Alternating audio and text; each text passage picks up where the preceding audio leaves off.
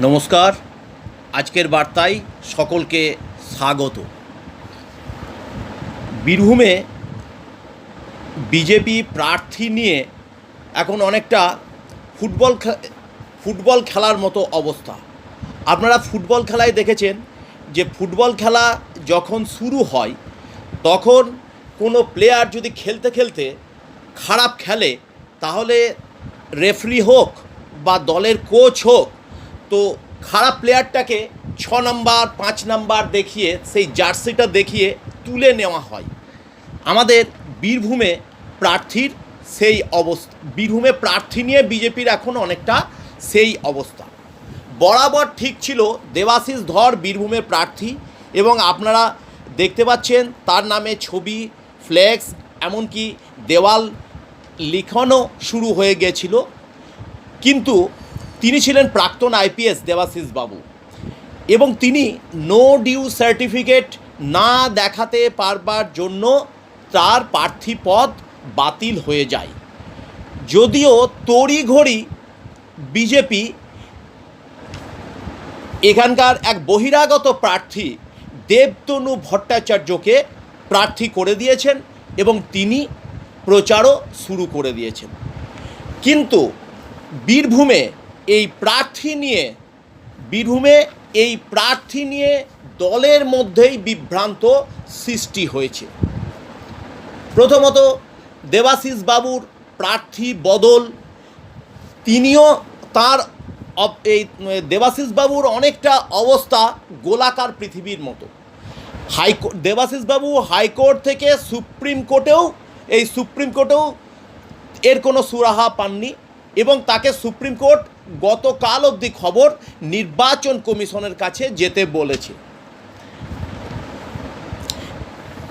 দেবাশিস ধরের নামে জেএলআই দেওয়াল লিখন, ফ্লেক্স ইত্যাদি সমস্ত কিছু শুরু হয়ে গেছিল এবং বেশ অস্বস্তিতে। এই অবস্থায় উত্তরপ্রদেশের মুখ্যমন্ত্রী যোগী আদিত্যনাথ তিনি গত মঙ্গলবার সিউড়িতে এসেছিলেন বিজেপির হয়ে প্রচারে, কিন্তু মঞ্চে বিজেপির নতুন প্লেয়ার দেবতনু ভট্টাচার্য থাকা সত্ত্বেও যোগী আদিত্যনাথ একবারও দেবতনু বাবুর নাম মুখে আনলেন না। মঞ্চে বসে থাকা দেবতনু বাবুও খুব অস্বস্তিতে পড়ে যায়। একই অবস্থা অন্য সেলিব্রিটি মিঠুন চক্রবর্তী নলহাটিতে প্রচারে এসে তিনি বিজেপি প্রার্থীর নামই বলতে পারলেন না। জেলার মানুষ সবথেকে বিভ্রান্ত হয়ে পড়েছে।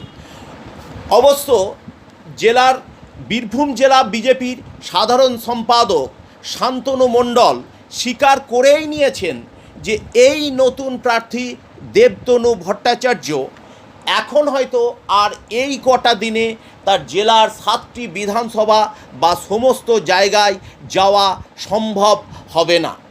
যদিও শান্তনু বাবু মানতে নারাজ যে জেলায় যে দেওয়াল লিখন ইত্যাদি হয়েছে, তিনি এই নিয়ে বলেছেন যে দেওয়াল লিখন ইত্যাদি যাই কিছু হোক, সমস্ত কিছুই মোদির নামে ভোট হবে। এবং তৃণমূলের সুরেই তিনি বলেছেন যে মোদির নাম এতটাই জনপ্রিয় যে ভারতবর্ষে 542টি আসনে মোদির নামেই ভোট হচ্ছে। তো সুতরাং প্রার্থী কে হলো সেটা নিয়ে তাদের চিন্তা ভাবনা নেই। এবং দেবাশিস বাবু আবার বলেছেন যে দেওয়াল লিখন আবার নতুন করে শুরু করতে হবে, ফ্লেক্স ইত্যাদিতে নতুন করে আবার নাম লিখতে হবে। এই নিয়ে বিজেপির এই বিভ্রান্তিকর অবস্থায় এছাড়া আরও যে নতুন প্রার্থী দেবতনু ভট্টাচার্যকে নিয়ে দলের অন্দরেই ক্ষোভ আছে। কারণ অনেকে আবার বিশ্বস্ত গোপন সূত্রে পাওয়া বিজেপির খবর যে দেবতনু ভট্টাচার্য আসানসোলের প্রার্থী, তিনি বীরভূমের প্রার্থী নন। অনেক কাল আগে হয়তো বীরভূমের সাথে তার জনসংযোগ ছিল। এই নিয়ে জেলার মধ্যে একটু কানাঘুষো শোনা যাচ্ছে। আর বিজেপির এই বিভ্রান্তিকর বিজেপির এই বিভ্রান্তিকর অবস্থায় আপনারা মাঝে একবার দেখে নিন, দেবাশিস ধরের নামে প্রচারও করা হয়ে গিয়েছিল। বিজেপির এই বিভ্রান্তিকর অবস্থায় বিজেপির ভোটটা কাজে লাগাতে বাম কংগ্রেস জোট থেকে শুরু করে তৃণমূলও আসরে নেমে পড়েছে। এই বীরভূমের তৃণমূল প্রার্থী শতাব্দী রায় তো বলেই দিয়েছেন যে এই দেবাশিস বাবুর অবস্থা অনেকটা লগ্নভ্রষ্টা কন্যার মতো, যে একজনের নামে বিয়ে শাদি ইত্যাদি সমস্ত কিছু আয়োজন করা হচ্ছে, কিন্তু অন্যজন এসে বিয়ে করে নিয়ে যাচ্ছে। সরাসরি শতাব্দী রায় এইভাবে মন্তব্য করে কটাক্ষ করেছেন। তবে ছাড়বার পাত্র নন বাম কংগ্রেস জোট প্রার্থী মিল্টন রশিদ। তিনি এই বিজেপির ভোটকে কাজে লাগাতে সিউড়ি 2 নম্বরের অধীন নগরী করিদ্ধা সমস্ত পঞ্চায়েত এলাকায় প্রচার করেছেন এবং নগরী করিদ্ধা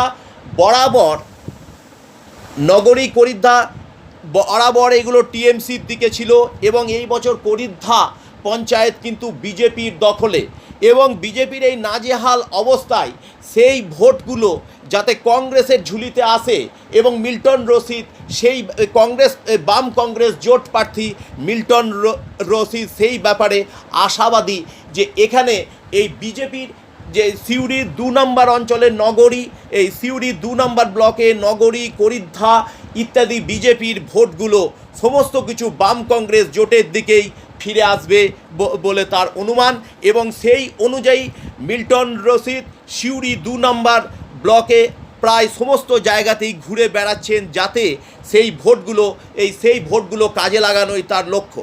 কিন্তু বাম কংগ্রেস জোটের প্রার্থী মিল্টন রশিদের এই বক্তব্য মানতে নারাজ সিউড়ির এমএলএ বা বিধায়ক বিকাশ রায় চৌধুরী।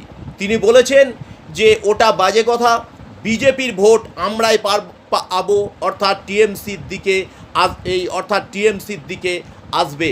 কারণ আমাদের প্রার্থী শতাব্দী রায় উনি সারা বছর মানুষের কাছে থাকেন এবং কাজের লোক, তো সুতরাং ওই চলে যাওয়া এই সিউড়ি 2 ব্লকের চলে যাওয়া বিজেপির ভোট সেটা তৃণমূলের দিকে আসবে বলেই বিকাশবাবু আশাবাদী। এই দিকে বিজেপির অস্বস্তিতা এত জায়গায় আগিয়ে গেছে যে জেলার অন্যতম সদস্য মুকুল মুখার্জি তিনি তো স্বীকারই করে নিয়েছেন যে আমরা বসে আছি, ফ্লেক্স ইত্যাদি সমস্ত কিছু ছাপা থাকলেও সবই দেবাশিস বাবুর নামে ছাপা হয়েছে, তো আমরা ঘরে ঘরে প্রচার করতে পারছি না। এ বিষয়ে জেলার অন্যতম সাধারণ সম্পাদক শান্তনু মণ্ডল তিনি বলেছেন, তিনিও স্বীকার করে নিয়েছেন যে হ্যাঁ ওগুলো দেবাশিস বাবুর নামে ছাপা থাকলেও আমরা আবার ওগুলো দেবতনু বাবুর নামে ছাপাবো।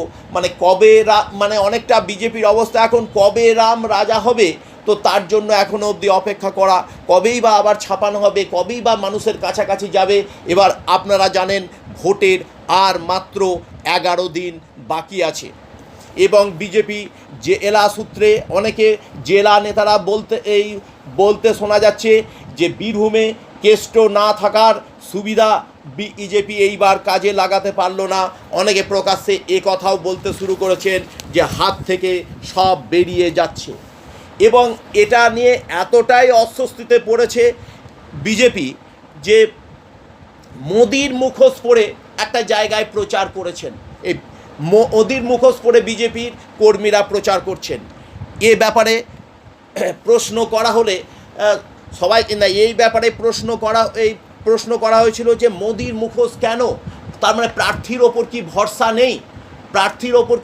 নেই? এ বিষয়ে একটা জিনিস বলে রাখা দরকার যে দেবাশিস বাবু প্রায় 25 দিন ধরে বীরভূমে প্রচার করেছেন, তাকে তো মোদির মুখোশ পরতে হয়নি, যদিও তিনি মুখে বলেছেন যে মোদি হাওয়াতেই আমরা বেরিয়ে যাব। এবং এই অস্বস্তিকর প্রশ্ন বিজেপিকে শুনতে হচ্ছে বীরভূমে যে মোদির মুখোশ পরে কেন প্রচার, এবং তাকে প্রশ্ন করা হয়েছিল যে দেবাশিস বাবু তো 25 দিন প্রচার করেছিলেন, তো তাকে তো মোদির মুখোশ নিতে হয়নি বা মোদির মুখোশ পরতে হয়নি। অর্থাৎ যে প্রার্থীর ওপর ভরসা নাই, প্রার্থীকে বিভ্রান্ত, এই নিয়ে বিজেপির অন্দরেই আছে হ্যাঁ, যদিও বিজেপি সূত্রে